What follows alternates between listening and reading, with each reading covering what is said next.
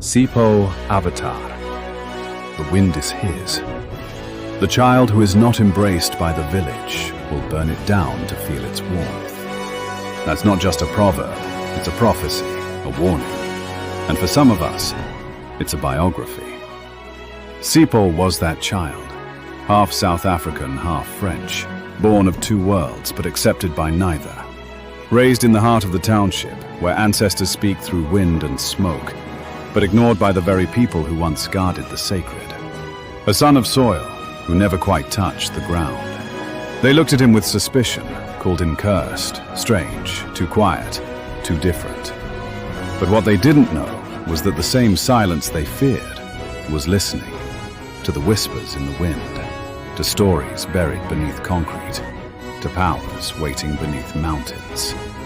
And when the time came, when the village turned their back, when the world turned away, the elements turned toward him.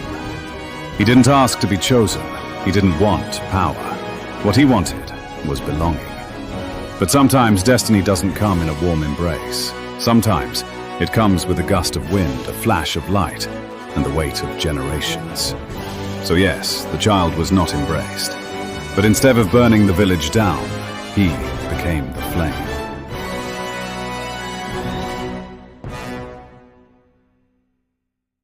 This was Soweto, stripped bare. Not the postcard dream, but the raw, breathing truth of dusty alleys and rusted gates. Here the very air vibrated with 1,000 untold stories, a symphony of taxi horns and life lived loud. Amidst it all, Sipho stood. His silence was a stark contrast to the city's hum, his form draped in robes that whispered of futures and ancient beadwork. Barefoot, he seemed rooted, a conduit to something deeper than the concrete beneath him. His movements began, a slow, deliberate dance, a fusion of grace and ancestral power. Each breath, each precise gesture was a silent conversation with the unseen, a plea to the very currents of the world. The wind, at first, seemed to listen, a subtle response in the swirling dust. Then, the moment fractured. The unseen force recoiled, a rebellious spirit. Sipho exhaled.